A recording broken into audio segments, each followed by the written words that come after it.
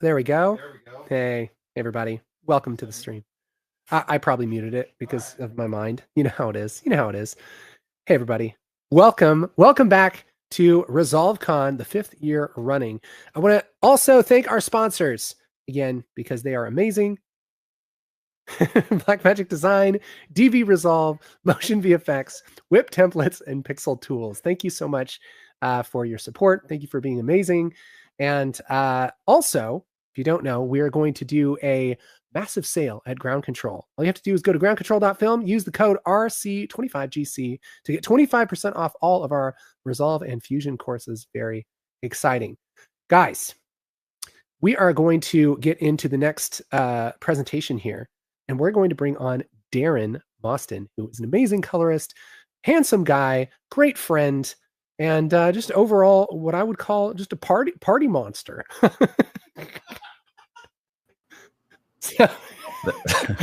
I don't know why. Hey, Darren, how's it going, man? Why have I got that reputation? Well, I've got that rep. Well, I don't know, because I just spent the last week partying with you. That's. Oh, yeah, I guess that's what happened. That was me too.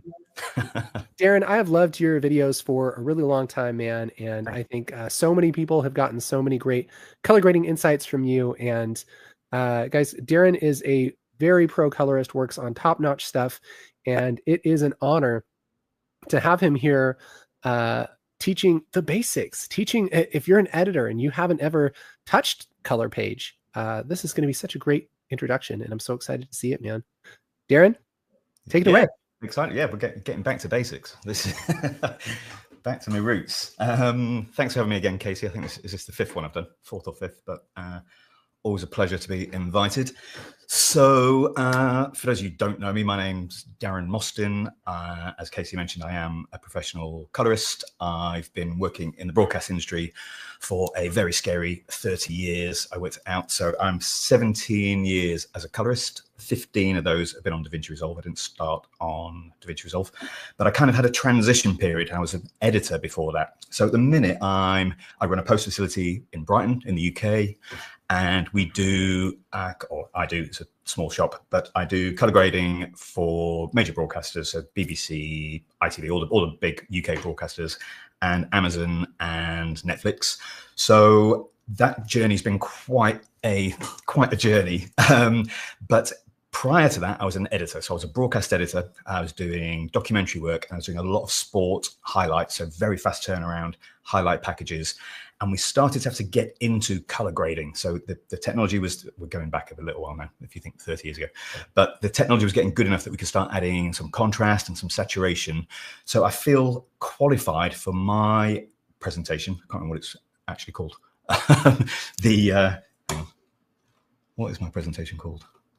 The color page for editors, top color page tips for editors. Thank you for the little cue. Right.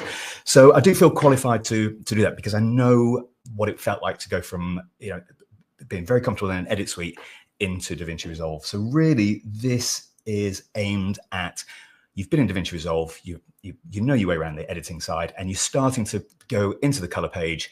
You're opening it up, you can get the colors working, you can do stuff, you kind of playing around with nodes, but you don't really know why, or you're not getting the results that you want. So I'm going to teach you in this 45 minutes how to get good technique, good solid basics, and be able to do some kind of good grading. Now, obviously in 45 minutes, I'm not going to make you into an advanced colorist, but these are really important tips that will give you confidence in the color page. All right.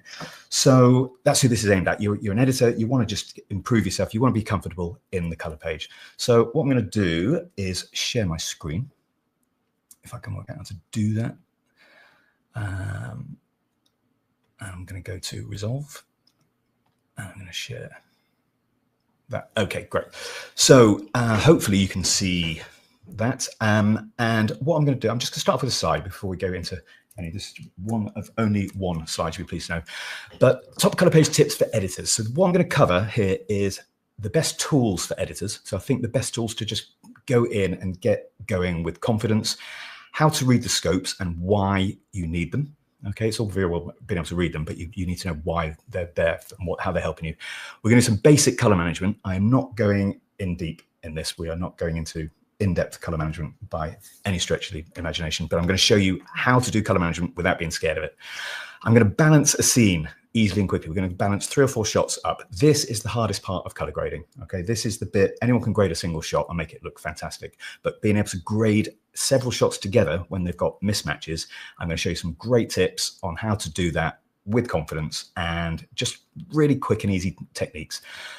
And I'm going to look at some common problems and how to fix them. So we're talking about things like exposure problems, white balance, crushed blacks, things like that. So we're going to look at those problems and how the best tool to fix it. Sometimes it's about not knowing which tool to actually grab.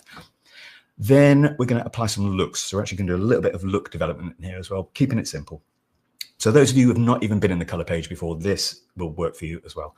And then I'm going to look at some common mistakes when starting color grading. So obviously I've been teaching Resolve for a long time now as well. Let me come out of that. And I know the common things that get asked all the time and the common mistakes that I see, and I'm going to highlight those in here and hopefully help you become a much more confident, better colorist. So really it's about the role of color for editors. For me, is really about, it's not about becoming an advanced colorist, and it's not about spending hours in the color. What you actually want is to make your edit look better with a little bit of color enhancement. That could even be something like you've got an edit and the edit seems to jump, but you as an editor are confident it's a good edit. It's a good place to have the edit, but it might be jumping because the clip is much more contrasty than the clip before it. So a little bit of color grading can just help smooth that transition. This might be the first time you're going to show the edit to the client. And you want to even that out as much as possible. So this session is going to be aimed exactly at you. Also fixing problems, so fixing white balance, being able to just check skin is the correct tone. These are tips that I'm going to give you in here. And a little bit of look, so enhancing the mood. An editor might, before you just show it to the client for the first time, you might just want to make it, if it's a commercial, you might want to make it poppy and a bit more saturated. And I'm going to show you a few of those techniques. And then we'll do a little bit of Q&A. All right, I'm keeping an eye on my notes so I don't miss anything. But I think what we should do is get straight into the color page. So here we are. Let's do a little tour first. The first thing I want to show you really is, just if you haven't even opened the color page, is just how easy it does actually talk to the edit page. I just need to move that little thing out of the way. So I'm going to go to the edit page. Here is some edits. So I've got this shot in Brighton. This is done on a DJI Osmo. I've got lots of various bits of footage. Okay, here is another shot. Then we've got this scene. We're going to actually balance this scene up. So you see we've got shot 1, shot 2, shot 3. They're completely different color balances in here. We're going to fix that in this session. And so my point being, here is our edit structure. Now, if we go to the color page and click here, you'll see that the clips are shown in the same order. All right, so there's those 4 clips that we just looked at. There's the Brighton shot and there's the taxi. All right. Now, if I take this shot here and just do a grade, so I'm just doing something randomly here. Let's just warm it up and put a little bit of contrast in it, for example. Now I'm just going to show you how easy it is to interact between the two. Oh, here's my timeline, by the way. So this blue line is the edit. So we can see the duration. With the thumbnails here, you don't actually see the duration of the shot. You just see each clip is represented by 1 square. So this is a scene. This needs grading. Okay, each clip is represented here. Back to the edit page. If I take this shot here and just swap it around, or I might edit it, I might make it shorter or longer, or whatever. When you go back to the color page, the grade is still attached to the shot. Okay, so you can dip in and out of the edit and the color page as many times as you like, but the grade will always stay with that clip. So that's the first thing to note, how they interact with each other. The other thing you'll notice in the edit page is in the effects, under open effects, you've actually got a whole list of effects that are in the color page as well. So just before we look at the advanced, more advanced tools, you've got things like Gaussian blur, you've got light, you've got film grain, all that sort of stuff. You can actually do it in the edit page, but I want to give you the confidence to open the color page and have a go. So in the color page, here is all those edits that we were just talking about. Sorry, all those effects that we were talking about. So there's that Gaussian blur I was just looking at. But what you don't have in the color page is these basic tools. All right. And these are the main tools that you need to get your color grade going. We've obviously got a viewer here, so we've got this nice large viewer. Yours might be a little bit smaller. You can change these around, but that is our main viewer. I'm obviously using a calibrated external monitor, but you don't need to. If you can be grading on a laptop, you might be grading on an iMac or whatever you're grading on. If you can get this calibrated, all the better. And if you can be in a some kind of light controlled room is even better still, but this is going to show me what is happening to the grade. So whatever I do here is represented on my output monitor and the render. All right, so down here, these are the main tools you want to be working with. Let me just change shot here. So primary color wheels, this is our first tool that we're going to look at. So we've got lift, gamma, and gain. So lift is our shadows. So if I adjust the color wheel here, this is changing the color primarily in the shadows, but be aware it does leak over into the highlights as well. But this is where I can do detailed shadow area. And down here, I can adjust the brightness. I've put this sort of big mouse thing on. I hope that's coming across. Gamma is our midtones. Okay, so I'm just in the midtones here and the color of the midtones. And again, color of the highlights and where the highlights are. We'll look at the scopes shortly. That's the primers. You've also got in here, let me just reset that. You've also got in here saturation tools. All right, so we can just adjust saturation. You just literally grab this and move it. If you've got a panel, you can do it on there as well. We've got things like temperature, so we can adjust the color temperature. These are good basic tools to get you started with making your edit look that little bit finer. Contrast tools, and the pivot works with that as well. And I'm going to do the balance. I'm going to go into these in a bit more detail, but I'm just showing you they're there. The next important element in this row, I'm not going to go through all these because we'll be here for weeks, but if I click on the HDR tool here, all right, this tool is confusingly named high dynamic range. It doesn't mean you have to be in HDR to use the tools. It's a different tool set doing a very similar thing to what those primary wheels were. And you'll see me throughout this presentation flicking between this one and this one.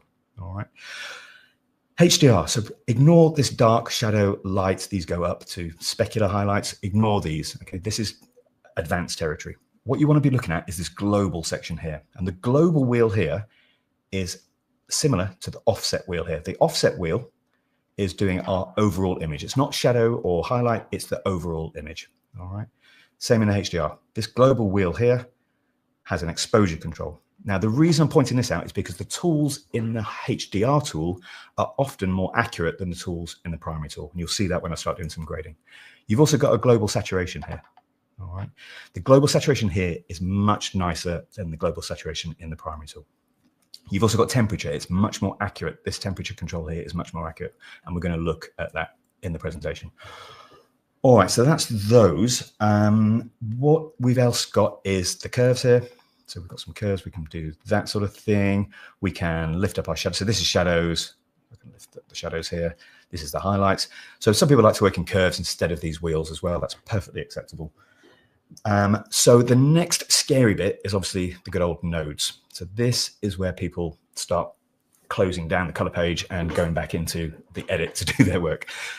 This is really simple, okay? You've got a green dot here. This is representing the source footage, the ungraded footage. And you've got another green dot here. This is my output display, all right? In my case, this is set to Rexam, and we're going to look at that in a moment.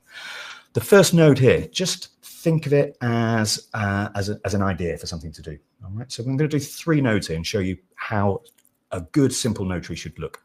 The first node here we're going to do is exposure. Okay, so in here, I can now use my global exposure here to lift this up. Don't worry about the scopes just yet. And I go to my primary wheels and I can adjust exposure here. All right, that's 2 ways of lifting up the overall image. We're also on the first node. I'm just going to rename it. I'm going to put in here and balance. We also would be balancing this. So to balance, we're talking about adjusting the colors. All right, so this shot looks a little bit cool. I think I'm just going to warm it up a little bit, just using a little bit of gain. Something like that. Now, this needs a bit of contrast, but I'm not going to do everything on one node. And this is how the nodes work. I'm going to now add another one. So I'm going to, I won't do it with shortcuts just yet. I'm going to right click in here. I'm going to add a node. I'm going to add a serial node. So it's another serial node. We're not doing any parallels or anything today. The reason I'm doing this is think of these like layers. So there's my base layer. We've got our exposure right. We've got our balance looking good. It's not actually looking that good. Let me just correct that. That's going to drive me mad. Hang on. There, that's better. And what I want to do in this node now is a bit of contrast. So it's another layer, if you like, but I think of it more as a full stop. So think of it as I've done my first bit. I'm now stopping to think of what I want to do next. So I'm going to add another node. And the reason I do that is so that I can compare what this next change looks like. So I'm going to add some contrast in here, or contrast. And I'm just going to increase the contrast here. Okay. The pivot works with the contrast as well. I'm going to show you other ways of doing contrast as well, if there's people putting things in the chat. But what I can do now is enable and disable this node. If you press the number 2, you can actually enable and disable that. I can do that on the keyboard with Command and D. I'm a Mac guy, so I don't know what that is on a PC, but Command and D. And I'm looking at the exposure and balance. And when I add contrast, is it improving the shot? If it isn't, don't move on any further. Get that contrast looking right until you move forward. So I'm happy that looks better. It's a full stop moment. I'm thinking about what to do next. So I'm going to add another serial. I'm going to do that using Option S. Option S, that was. So this one is going to be saturation. Okay, saturation. Where do we get saturation from? There's many different places to do saturation. The basic one here is in the primaries. This is not the prettiest of saturations. Okay, it's the one that everyone goes for, but it's not the nicest one. If I reset that, look how quickly that's become very saturated. I'm going to get rid of that. Let's go to HDR tool, and I'm going to add saturation from here instead. And it's much more pleasing saturation from there. There's many other ways of doing it, but we're sticking to these. So that should answer as to what the nodes, why we use nodes. You don't need 25 nodes to be a good colorist. Okay, I can color grade with 3 nodes. Okay, I could get my shots looking 99% there with 3 nodes. I know you've seen me on YouTube with 25, but that's for when you become a colorist. Okay, the scopes is the last thing we need to look at. All right, the scopes are basically going to be your best friend. All right, so I'm going to open these up now. I need to know if you can see these when I open them up. How am I going to know that? Someone put that in the chat. Or Sam, can you email me if you can actually see that?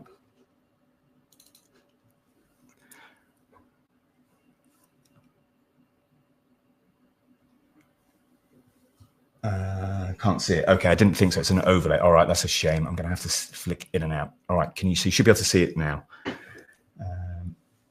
Okay, that's a bit of a pain. Just bear with me a sec. All right, so I'm going to have to open them one at a time in here. Oh, hang on. Yeah, I've got no other way of doing it. All right, that's fine. So at the minute, we've got this thing called waveform. And what the waveform is doing is analyzing our image from left to right across here.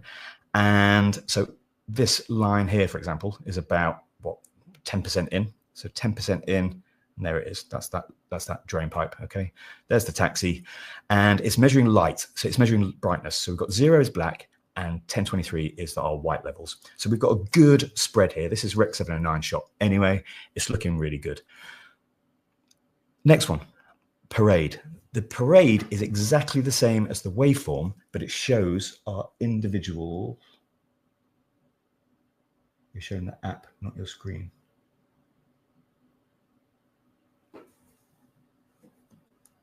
Okay, I don't know what's going on here. Hang on.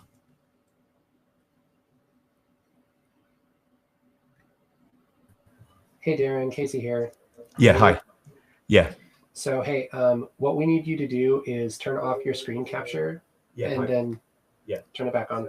Go ahead and do that. I haven't got screen capture on, have I? Stop sharing the screen. Yeah, stop sharing the screen, and then you should be able to start it again and share the whole screen. Okay. Oh, sorry about that. So have you not seen anything all that time? I haven't seen it. It's just Share entire screen. yeah, that should work. So have you not seen anything so far? No, we've seen everything. Just not the little right click menus and things like that. So it should be fine. Try and right click on something. Can you see that? Yep. Better. Okay. Now, can you see, just while I've got you, can you see the scopes now? Well, There's 2. Yes. Great. Okay, that's going to help me. So do I need to go back in time? No, I think it's fine. Just keep going. Okay. Carry All on. right. Apologies for that. I'm not keeping an eye on the chat. That's why. Okay, let me reset that then. Okay, so we're going to let's go back to the scopes. All right, so that's where I was up to anyway. Sorry, that's throwing me a bit. Okay, apologies everyone. I'm not looking at the chat. I'm just focusing on delivering this. Okay, so we've got our scopes here. Now, we've got several different types of scopes. I'm going to pop these out. The waveform I've just explained. I don't know that needs explaining again. But the parade is the waveform, but split into red, green, and blue channels. Okay, so we've got RGB. So it's a third of the screen instead of the whole screen. So this entire image here is squashed into a third.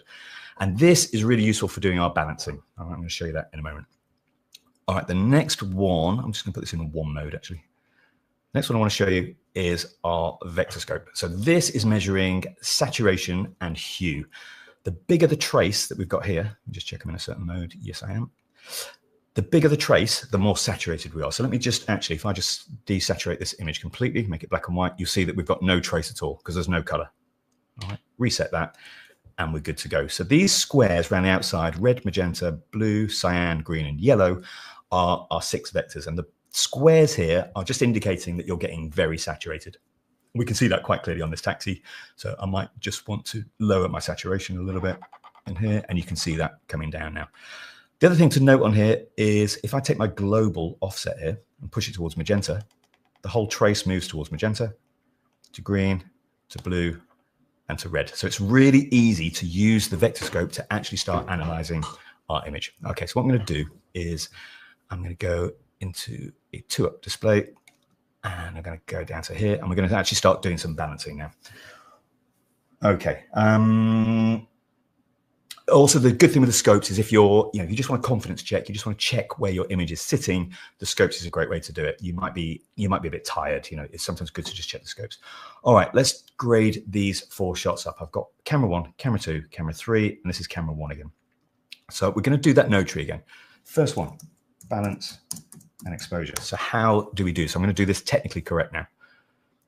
All right, so we're going to go into our primaries here. Okay, and what we're going to do, the first thing we're going to do is color management. We're going to do the really simple, basic color management. Why are we going to do that? In fact, let me start on this shot here. We've got this shot here. This is a shot on red. Okay, and to grade it without color management, I'd basically come down here. I'm going to have to make the trace on the scopes a little bit bigger, and I'm going to increase saturation, something like that. That looks great, actually. That could go out to broadcast. It's all completely legal. Nothing wrong with that at all.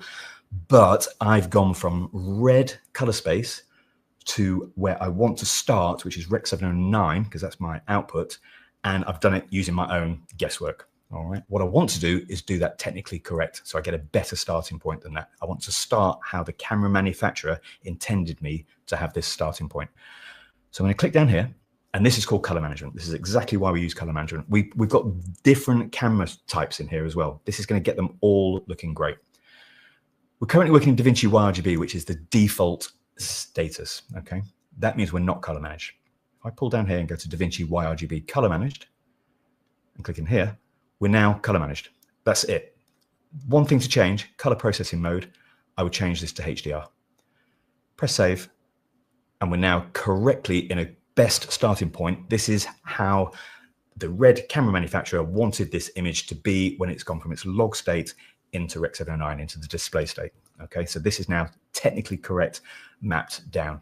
And I can just start grading this now. So our first node is going to be exposure and balance, as always. And we can go into our offset here, and just start messing around with the image. But we've got ourselves a great starting point. Now, one thing to note on here is that this shot is actually raw. So it jumped into its correct color space because it's red raw. Okay, it's shot raw. So the metadata is in the clip. So DaVinci Resolve knows that it's red and it applies the correct maths. These shots here are Blackmagic RAW. These are shot on a Blackmagic camera. I couldn't tell you which color space out of the 20 different variants that you've got with Blackmagic, but it's one of them. And so these are now automatically done. But these shots here, for example, are ARRI. And these aren't in the right color space. And that's because they were recorded not raw. They were recorded using ProRes. So we still get the wide dynamic range, that we're not losing any information. We just don't have the metadata to tell Resolve what flavor it is. So all we have to do is multiple select, right-hand click on the clip, and we've now got this option called input color space. And this is ARRI log C3. And now all 4 of these clips are in the right color space. Now, if you've got, and it's a great starting point as well. Now, if you've got 700 shots in an edit, you don't want to be doing this 700 times. So you can go to your media pool, your media page, okay? And you can highlight, you can put them into clip name order, for example, all the ARRI clips will be together, all the Sony clips will be together, and you can just assign away there. So let me just do one more for you. I'll take this shot here and this shot here. These are Sony, so input color space. And we're going to go down and change to Sony, and it's S-Log3. There we go. And they look great. So we're ready to start grading. These shots down here don't need input changing because by default, our project input color space is Rec 709. These shots were not recorded in a large color space. They were recorded Rec 709. The same as this one here. This is shot on my Osmo Pocket 3, not in log, just in standard Rec 709. So they're good to go straight away. All right, so that's the basics of the color management. Okay, let's balance up these shots. Now we've looked at color management. So balance and exposure. What I'm going to do is I'm going to start off with our balance and exposure. So what I'm doing is looking at the scope now and seeing what's going on. I just need to move this screen share thing. Okay, right. So I'm going to look at my offset and just check where we're sitting in the image. All right, and we're sitting pretty well actually as it is. Okay, I've got a good amount in my highlights. I've got some decent shadows. I'm going to address this using contrast. Okay, but what I want to do is actually just check our white balance is good. Now, there's a really quick trick for doing that. You can click on this little picker here and just press on something white and it will white balance it for you. That seems great and it works pretty well most of the time. The downside of it is it uses temperature here in the primary color wheels, and the temperature tool in here is not as nice as the temperature control in the HDR wheels. So I don't like the fact it uses temperature to get that result. So I'm going to undo that. Okay, and what we're going to do is balance it ourselves. Now, if I bring up my RGB parade, this is going to be a much better tool for us to balance. If you look at the tops here, we've got red, green, and our blue channel is sitting a little bit down from the red and green. So if I go to my offset and push that up a little bit more, can you see the blue channel rising here? Okay, and we've matched it, so that's great. The downside of using the offset though is it's moving our shadows as well. So we've got our, if these lines are all level, it means we've not got a particular red or blue bias, meaning it will be balanced. The shadows have now been lifted. So if you look at her apron here, it's got a bluey tinge to it, and I don't want that. So I'm going to reset that. Put it back down to there. I'm going to use gain instead. So my shadows will stay roughly where they are, and we'll lift it up. And we've now got a really nice balanced wall. Now what I'm going to do is add another node. I'm going to press Option S. This one is going to be our contrast now. Okay, so contrast, we can use the slider here. Okay, we get really easy contrast doing that. But there's much more efficient ways of doing it. I'm going to use lift and gain. So lift is bringing down my shadows. As my shadows come down, watch my highlights. They're moving at the same time as well. Okay, this is because shadows don't just focus on the shadow. They primarily dominate that area, but highlights are still affected. I'm going to get to my gain and boost that up. Now we've got a nice bit of contrast going on. All right, and the next thing I'm going to add is a bit of saturation. And we've got quite a strong bit of saturation coming out of these reds here. That's these peppers. All right, so I'm going to not let that taint how much saturation I put in. These peppers are very vibrant. But let me just show you again. I'm going to add saturation from the primary tool. You see it all goes, her face goes really saturated very quick. I'm going to get rid of that. I'm going to my HDR tool, and I'm going to add saturation from here. It's much nicer. You get much nicer saturation from that. And that is looking pretty good to me. If anything, I'm going to go back and just bring my exposure down a little bit. Something like that. Let's just bring up our contrast a little bit as well. A little bit more gain, and then just give it a bit of punch. Right, that's great. So what I'm going to do is save this. I'm going to grab it as a still. Now, once that's here, we're going to move on to the second shot. Now, this shot, let me just check my notes. I've got this right. Yeah, so this shot, I'm going to grade it just slightly different. All right, so what we're going to do, again, exposure balance is the first one. And we're going to use, this time I use the HDR exposure. So I'm trying to just show you a few different tools, a few different ways of doing it. And this one's actually sitting pretty well already, actually. So let's just balance it up. Now I'm going to balance it using a different technique. You see, again, we've got red is slightly higher than green, is slightly higher than blue. I'm going to use my vector scope, and I'm going to show you a trick. So I'm going to click in here. I'm going to go back to my primary wheels because I want to use gain. And I click on here, and you've got all low, mid, and high. What low is doing is looking at the saturation and hue in the shadows. midtones, and we're going to use this one in the highlights here. And you just see that little dot there, okay? And it's slightly off center. So what I can do is take my gain tool. I'm going to be erratic here and just show you, but I can move it all around. I'm just going to place it right in the center of that vector scope and stick that back onto all. And we've now got a perfectly matched background. Okay, so that's really quick and easy way of balancing that. Now, one thing we need to be careful of here, it's all very well balancing the wall units in the background, but we need to be looking at a face, okay, and just checking that it's staying balanced. And you get this skin tone line on a vector scope. You can call that up in here and you say skin tone indicator, and that pops up here. All right, so we are sitting exactly on that skin tone line. Now, you don't have to be on it, but you have to be consistently either on it, under it, or over it, but you should certainly be near it. So when you're grading the whole scene, if you're slightly above it, that's also absolutely fine. Right, let's get a bit of contrast going on in here. I'm not going to write it in each time, but let's just do it using this technique. Oh, in fact, let's do it using another technique. So we did lift and gain before. You can also do it using gain and offset. And what I'm doing is looking at my parade. I need my highlights to be sitting around about 768. If we go to our previous shot, you see they're just under that 768. And I'm going to bring my offset down. When I bring offset, my gain's going to come down again. And then I need to just push that back up again. So you're constantly pushing and pulling, but that's giving me my contrast. Now, this is the advantage of having a panel, because you can do this at exactly the same time. Let's have a quick look at those. I mean, they're looking pretty good.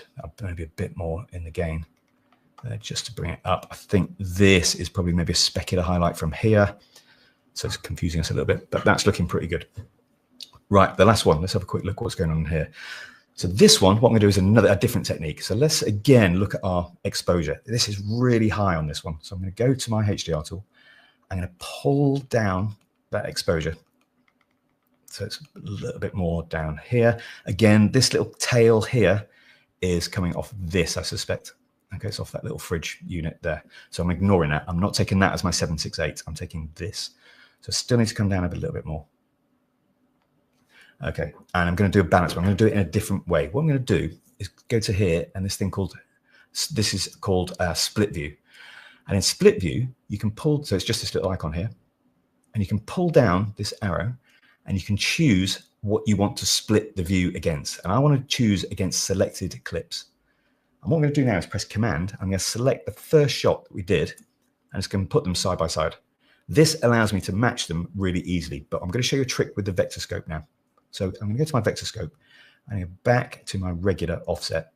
And I'm going to be extreme. So I'm just going to push this right out in here. And you can see what happens is the shot goes blue, but I still see the trace of the original image that we've graded correctly.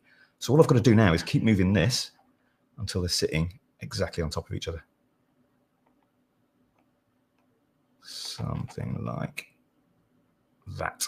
Okay, I'm not exactly on, but I've got them in a really good ballpark here. So what I can do now is just increase my gain a little bit. And we're pretty good. I'd say we're good for YouTube. So that is another way of doing that. And then all I've got to do now is add my contrast and my exposure to this. So these are then balanced. So let's just finish it off. Let's do it. And I'm going to add another serial. Let's have a look at my contrast. I'll just do it using this for speed. Just want to thin it out a little bit.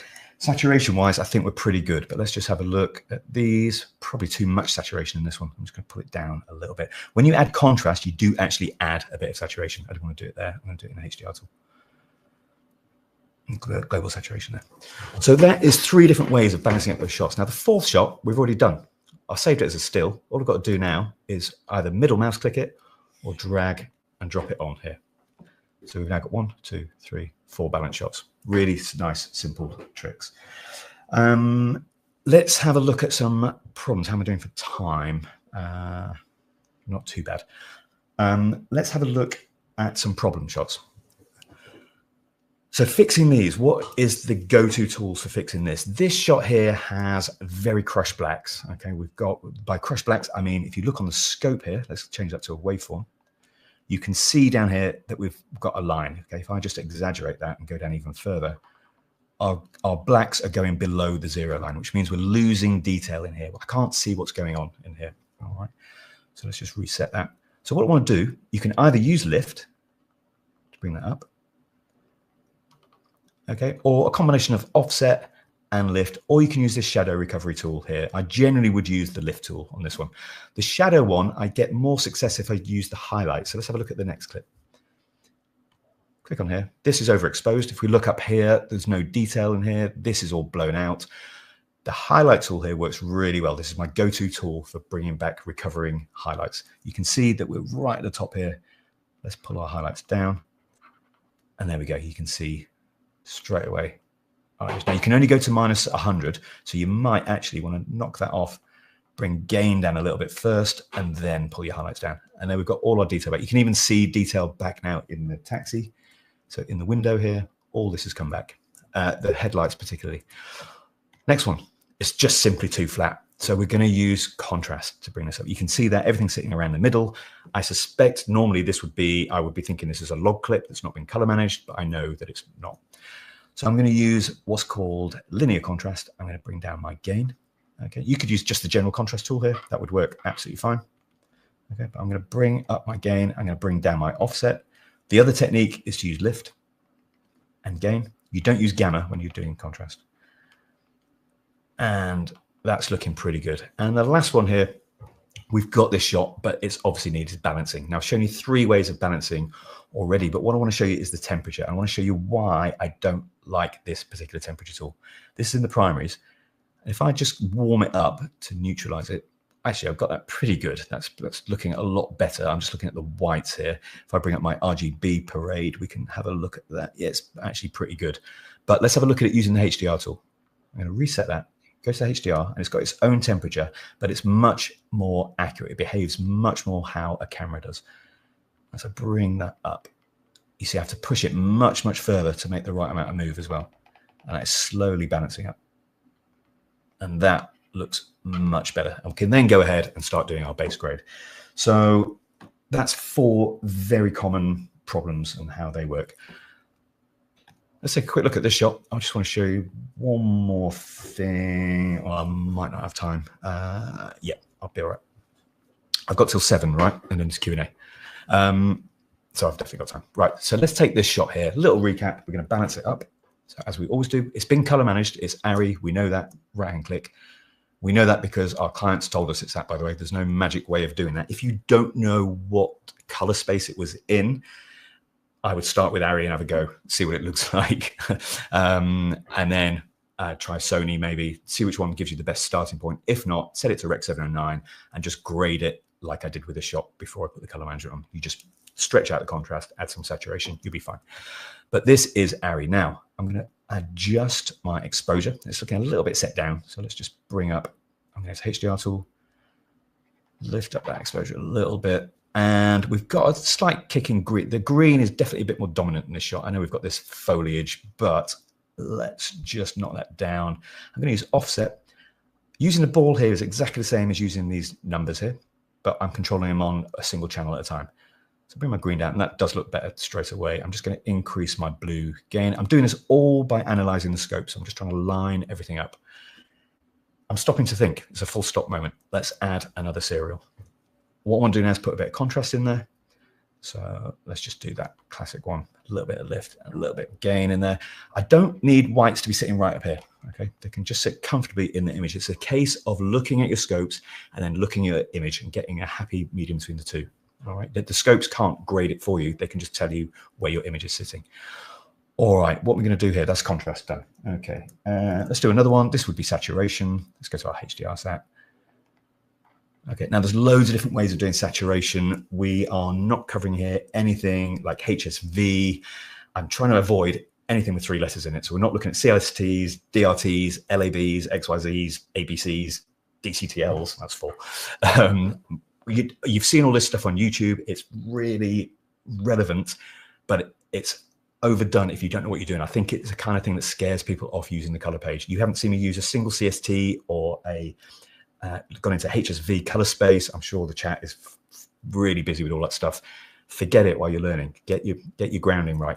Understand how to color grade first. Okay, these tools, all these tools that I've just mentioned, weren't in there 15 years ago when I started. All we had was these primary wheels. We didn't even have the HDR wheels. You can grade. I could grade a whole feature today just using those primary tools. I wouldn't want to, but I could. Right, what I'm going to show you, I'm going to add another. Let's just take it to the next level. So this is our fourth node. And I'm going to introduce to you Power Windows. So across here, we've got this thing called Windows. Now, I take it for granted that I know what Power Windows are, but I was speaking to someone and she was asking me, like, why do you even use them, though? And I thought, actually, maybe I take it a bit too obvious. So I'm going to show you exactly how we do it. Just going to bring my inlay down a little bit because I want to be able to work outside. And the Power Windows are basically, if I choose a shape and go extreme here, I can basically change color, exposure, all the things we've been doing, but inside a window or outside a window. So the windows are isolating what you're doing. So you've got circle one, you've got a box, and you've got this one, which is like a free tool. This one's gradient. Now what I want to do is just bring down this window shape here. Sorry, I'm going to put a window around the window. Couldn't write it. Right, there we go. And what I'm going to do is change exposure. That window is very bright. It's just taken away from our subject's face here. So I'm going to bring the exposure down like so. Now, to get rid of this outline, if I just click here, I can just press off for a minute. And the problem is you're seeing the edge of the window. Okay, you definitely don't want to do that. Let me just exaggerate it and show you. You don't want to be seeing that. Okay. Let's just reset that. Let's bring the exposure down again. So what we can do is feather that window. I'm going to put it back on so you can see what's going on. And we put a big outside and a big inside. Plenty of softness on Power Windows always. All right, to see that, another quick way of doing that, just add another serial and then we can see what it's done. And that looks great. So we've gone from that to that in a few very quick steps. Right, so what we're doing is put a look on this.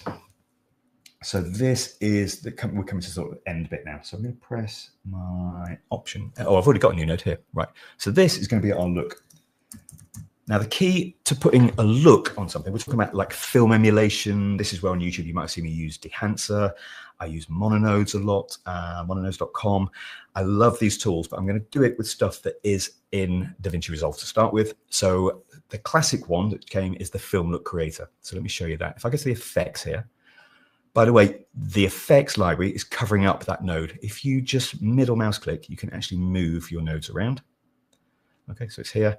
And I'm going to go down and find the Film Look Creator. Now, I had that nicely highlighted earlier. There it is. Drag and drop it on. I'm not going to do a full session on Film Look Creator because I've got videos on it, but basically it applies a look straight away. What we want to do is take that off. Now, the key to putting a look on this is that you've balanced your shot first. You've got your shot looking really clean and balanced. That is not true once you're a more senior, advanced colorist, not senior, but more advanced colorist. Okay, often I'll put a look on and I'm balancing kind of at the same time. I'm balancing under this look. But when you're starting out, don't put the look on first. You need to get used to balancing your shots, get your shots looking clean first. Don't forget, you don't make another node until you've got the nodes looking good that you're on. If it doesn't look good, don't move forward. All right, so I'm going to go into this clean slate mode, and really quickly, I can just dial in a bit of film look here. And Rochester is the one that's kind of Kodak-y. Let's add a little bit more subtractive saturation in there. Command D, switch it on and off. There's our balanced look. There's our balanced image, sorry. And this is with the look on. So that looks great. So that's Film Look Creator. Now that's available in the free version and the studio version. I'm just going to reset that. Excuse me. Another popular way is using LUTs. Now, be careful when you're using LUTs. Know where they're coming from. People who supply LUTs that, I don't know where you've gone from, Temu probably, but just know where your LUTs have come from because they can damage your footage really quickly. Now the ones, if you go to LUTs up here, okay, so what a LUT is doing is putting a look on an image, all right? And free with DaVinci Resolve are these film looks. Now, if we go down here and take a look at the list here, we've got Rec 709 ones and we've got Fuji and Kodak. Now, if I drag and drop this on, this is going to put a Kodak filmic look on this image, okay? And it looks absolutely terrible. And the reason for that is because we're in a color managed state and we are not in the color managed state that this LUT is expecting. This LUT wants what's called Cineon Film Log Rec 709. I've done a whole video on that. It's called Why Do My Film Looks Look Bad? Something like that. It's about 4 years ago, but it explains exactly how you do that. I'm not going to do it here. But just know that the LUT you apply needs to be expecting the input that you're giving it. And in our case, this is DaVinci Wide Gamut. Okay, so because we're in color managed workflow, okay. Now, strictly, we're not actually in DaVinci Wide Gamut because I didn't go into the advanced settings, but don't worry about that for now. This is absolutely fine to get you started. So I've got loads of videos on color management for basics as well. Check those out. Does it step by step, but I'd rather show you how to do this. So we're not going to use that one. I've got some other ones in here. So I've got some. This is Cullen Kelly's, what they call Voyager. These are really great LUTs that he's got that you can buy from his website. And I've also recently got Frenchies. So Frenchies on After Team 2 Films today. I think Cullen's not on until tomorrow, I think. But obviously check both those out because it's more colorist goodness. Team 2 Films after this, don't miss them either. And in fact, everyone is on ResolveCon, don't miss any of them. So Frenchies here are, if you go into these, you have then different categories. And in each category, it gives you the different color spaces and cameras that you could be working in. So we want to select the one that's the right color space. That's why that film look one looked rubbish. So if we go into here, we're in DaVinci Wide Gamut. So let's choose those. Now what I can do, I want to see what these look like. So what I can do in here, and there's loads of these, by the way. She's got commercial looks and luxury, there's poppy looks. But if I go to my live preview and switch on the icons here, you can actually hover over it and see what that look looks like. And when you move your mouse, you actually flicking through the shot itself. So there's golden hour. That's probably not right for this shot. Faux silk. That's quite interesting. I've only got these recently, so I'm just having a little play. Platinum mist. Moon dust. All right, let's go with this moon dust one.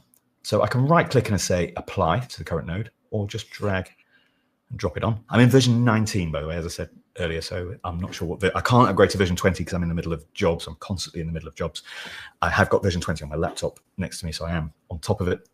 Right, so we've got the look on. That's a bit strong. So what do we do? There's no controls in here. I can't do anything.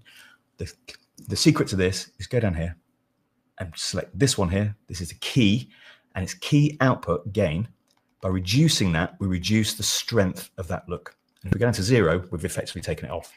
And you can do this with any node. So if you want to reduce contrast or anything, you can do that using key output. Really cool. So if you're doing curves, complex curves, and you want to just reduce it a bit, don't go picking at the curve, just reduce its overall output. So that looks great. I'm going to switch it on and off. And we're good. That's really good. So that's kind of the look part of it. What else did I want to cover? Common mistakes. Hey, Darren, man, we're going to cut you off. Okay. Sorry. We got a lot of questions. People are really excited.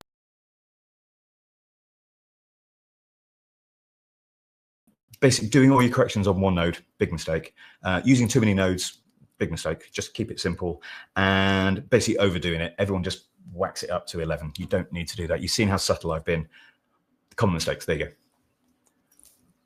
All right. Do I stop sharing? Do I stop sharing now? Yeah, we're good. We're gonna move on to the Q&A stuff. We got a bunch of questions. I thought you might. I'm gonna hit you pretty rapid fire here. Are you ready? Okay. How do I actually see? Oh, there you go. Right, I can see your beautiful face now. Hello. Hi. Okay, so first question here is from Tyler Seaman. Darren, do you have any tips on basic framework of how someone should learn about ACES if they're interested in trying an ACES workflow? It's exactly the same as working in DaVinci Wide Gamut. So there's no, you're just working in a different color model. So I think first of all, just get used to the fact it's not, if you could do it in CSTs, I suppose. I was trying not to mention the CST word. Just get used to the fact the tools behave slightly differently. You get a different starting point, okay? And it just behaves very slightly different, but it's absolutely no different. The tools, the techniques and everything I've just shown you apply to ACES workflow as well. In fact, I have got a video on Resolve versus ACES. It shows you those little subtle differences between the two. But really, these fundamentals are the real building block for being successful, successful in the color page, I would say. Awesome. Okay. Next question. Aspie Travel says, Darren, when is the right time to use LUTs in the color page? Follow up to that. Not everyone can go to the have the expensive Apple color calibrated monitors. Is there a PC monitor or a TV screen that's better? Can you recommend a 4K calibrated screen that doesn't have Apple prices? Wow. Okay. Is that 3 questions or 1? So pick them and answer them in whatever order you see. The LUT part of it. If you mean where should that be in your no treat. Depends on what the LUT's doing. If it's a so I would generally have my LUT at the end. Okay, even if it's a technical LUT, that needs to go at the end. You want your display going from, you could have an ARRI to 709 LUT, for example. That's a technical LUT, not a creative LUT. So the one I've just used from Frenchy is a creative LUT. You can have combined LUTs that do technical and creative, but you want it at the end of your pipeline. You want to be going to that 709 as late as possible in the stream, and that's what the advanced color management's doing here. In terms of choosing a monitor, I mean, I get asked this a lot. I mean, I'm not B&H. I don't have a plethora of monitors that I can test out and try. I do recommend, what I recommend is get the best one you can afford. Okay, you know, I didn't go out and buy a Flanders Scientific when I started out 17 years ago. Okay, I've built, I mean, you all see my studio on YouTube. I think I've not gone out with a checkbook and bought all this stuff. This is accumulated over, I've had the panel 12 years, 13 years even. So I had a not as good a monitor as this to start with, and I've just built it up over time. My client monitor is a Panasonic GZ2000. The LG ones, if you want to look at a regular kind of display, the LG C series or the G series, someone might correct me in the chat. They're very good. They're calibratable. Anything you can get calibrated is even better. Just get the best you can afford. But my main thing is if you can get an I/O box to come out of Resolve to that monitor, you're bypassing the whole operating system. And this is going to really help as well. I think they're $100, $199 for the cheap one. You don't need the Ultra Studio. Right. Just some kind of output to a monitor is going to really help. It's not critical, but it does help. Great. I hope that answers most of this. Jason Parker asks, why do you say the saturation dial in HDR color wheels creates a, quote, more pleasing appearance than the saturation dial in the basic color wheels? You can see how it's doing it. The saturation dial in the primaries is just adding saturation to everything. In the HDR, it's more photometrically correct. Okay, so it's a bit more subtle in how it's doing it. I have to wind it up quite a bit to get some saturation in. The one in the primary, you just touch it and you're at 11 already, which was one of my things. I'm talking about common mistakes that people make when they're starting. So you can see if you bring up a vector scope and adjust this, just get a test chart or a color chart or something, and increase saturation in one, save it, and increase the same amount of saturation on the other one, you'll see the differences. It handles things that are already saturated and not going to get oversaturated straight away. Okay. Snowlick asks, in which case is it better to use the luminance wheel versus the regular color wheels? The Lumix wheel. Sorry, can you repeat the question? In which case is it better to use the luminance wheel versus the regular color wheels? What's the luminance wheel? That's a great question. Are you talking about Lumix? No. Copied and pasted. Figured you guys would know. Unless I'm being really dumb here, I don't know what a luminance wheel is. That's all right. We'll move on. Okay. If you get clarification on that, I'll happily. Sure. Joey Morelli asked, Darren swapped 2 shots in the edit timeline earlier with a shortcut. How did he do that? It's Shift Command and then use the left or right arrow, depending which way you want to go. Great. Paul Quirum asks, how do you determine the best place to adjust the balance? That is using gain versus gamma versus offset. Gain versus gamma versus offset. So to do your balance, well, balance, I'm looking at all 4 of those wheels. If not the HDR wheel as well. It's got a global offset, which behaves in a slightly different way than the offset in the primary wheels as well. It's a question about how do I determine which one to use? I'm looking at my scopes for a start. So I'm looking at what needs working on. If I'm trying to get it balanced, and then the first thing I'm checking though is skin tone. Okay, I don't want to balance a shot for like I did in that kitchen scene and making sure if the skin tones then look green, I've not balanced it very well. So I'm looking at my vector scope, and I'm looking at my RGB Parade, for example. I have other tools that I can use that help me do skin checking. I didn't go into them in this because it's a little bit more advanced, but I've got a tool that I use from Mononodes, which is called Balance. you just press it on and your face goes bright yellow if it's set correctly. It goes green if it's too green. It goes red if it's too. I've got a video on it somewhere as well. That's a really good one when you're starting out. But you need the full version Studio to run that. It's a DCTL. I was trying not to use any of these little acronyms. I don't know. It's just I guess it's experience. I try not to touch the gamma wheel as much as I can. So I'm concentrating on gain and offset really, and then my shadow work I'll do in the lift. I kind of go and curves maybe. I do my shadow work in quite a bit more detail than that, but it's a little bit more advanced than this session's kind of tailored for. Sure. Paul Cooper asks, is there a way to know the color space of footage when you don't know what camera it came from? Yeah, no, I did mention that. You can look at the file. Sometimes we'll give you the information. So if it's like C006, you know it's probably come from a Canon. So if you know file structures, that can be done. If you go on to Reddit or just Google it or ChatGPT it will give you examples of file names. So that's sometimes a little clue. The other way is, like I said, I normally, if I really don't know, I'd start with ARRI, just see what that looks like, because it's a really great color space to work in. I would then try Sony S-Log3, the big and the Canon, the big three really. If not, stick it into Rec 709 and just grade it like we always used to before we had color management. So bring up some contrast, add some saturation. You're not damaging the image. You're just not getting it to the right starting point that the camera manufacturer intended. Doesn't mean it's going to grade wrong. That's how I graded for years before we had color management. Right. Okay. All right. So yeah, there's no brilliant solution as to working out why. Just speak to the producer and find out. Okay.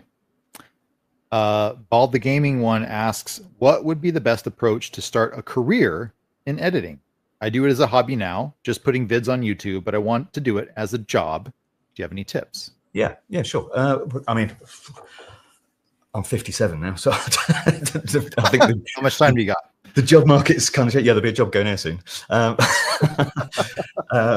It's I mean, now it's very different. I think you've got so much more opportunity now. There's so many channels out there now, even just YouTube channels, independent little channels. When I started out doing this, there was a handful of channels to work for. Sure.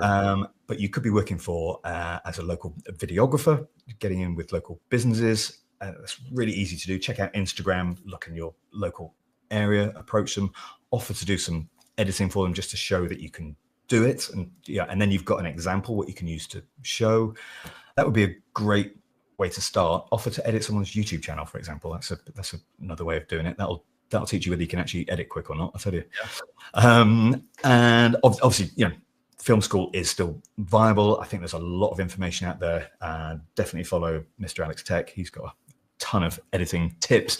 But in terms of getting your foot in the ladder, it's offering to help out. You've got to just get your foot in the door. Try not to work for free. I mean, just ask for some reward, even if that means you can get a bit of footage and you can use it on your reels and stuff like that. But I think that no one should give you everything for free. Get your first couple of jobs, maybe.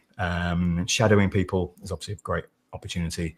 I can't even remember how I started getting into it. I got into it because I was very early in when non-linear editing came around. So I was actually one of the only ones who knew how to use the kit. So I was quite a good head start, but that was 30 odd years ago, maybe more than that. So hopefully that's a bit of good advice. The same with color grading as well. Offer to color grade people's work. Short films is a brilliant way of getting in as an editor or a colorist, but always with the caveat they're not going to pay you that you can use the footage or you can expose it on your own channels. Instagram, if you're starting out color grading, Instagram, I feel every color should have an Instagram account at least. Just that's how you see my work. So my Instagram stories is me messing about and promoting things. Sure. My Instagram page is snapshots of my actual work. Great tips, man. Right. Okay. Last question from Mike B Design says, I have a color monitor and run it alongside my MacBook Pro. The Asus is far more saturated. Should I rely on the Asus is right, even though the audience may watch on an Apple device? Okay, this is tinting towards shifting colors, I think. But is your Asus calibrated? If it is, I would be trusting that. So has he specified whether it's actually, he or she, has he specified whether it's actually calibrated? Not in the question. if it's calibrated monitor, I would be trusting the Asus. I mean, I don't look at my Mac when I'm grading. I mean, I obviously graded on my Mac for this session, but I'm just looking at my monitor because I know the saturation on it's correct. I don't care what my Mac monitor is showing me. So in terms of the classic color shift issue, it's the biggest talked about issue on the internet. I think there's more threads on that than there are about anything else in DaVinci Resolve. There's tons of information out there on it. I mean, there's lots of differing information.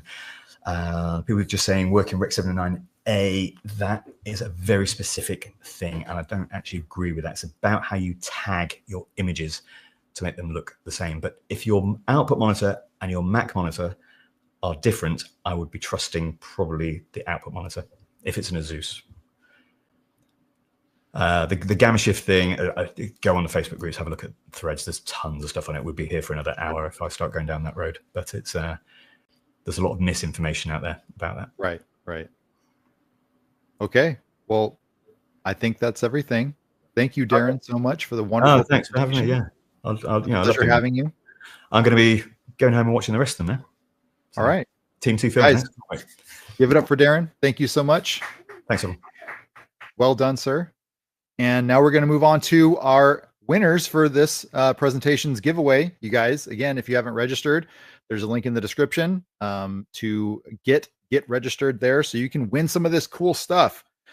The Split Tone Pro DCTL pack from Pixel Tools. Congratulations to Leonard Levy. The Prime Grade DCTL tool from Pixel Tools. Hans Hadler, congratulations. The winner of the $100 Motion VFX store credit, Akant, and the Resolve Studio, Wesley Aza, congratulations. The winner of the Micro Color Panel, congratulations to John Dawson. You guys, if you have won anything during the entire day here or tomorrow, expect an email here by the end of the day, and we will make sure to get you that information, because we need a little bit of information to pass along to the sponsors who will be fulfilling these orders. So congratulations to the winners. Make sure you're registered so you can, if you didn't win anything this time, you can win something next time. Also, reminder, guys, VIP tickets. If you think what you're seeing is cool now, wait till you see the VIP content. It's incredible. You do not want to miss this opportunity to get some incredible one-on-one time with our presenters here. And and if you're looking for some, selfishly, we think is the best Resolve education here on the internet, go to groundcontrol.film, because this weekend you can get 25% off at all of our courses here by using coupon code RC25GC. So we're going to be taking a quick break here. Up next, guys, Team 2 Films is going to be talking about awesome YouTube content workflow. We're going to take a quick break. While we're gone, get yourself a VIP ticket, and we'll see you here shortly.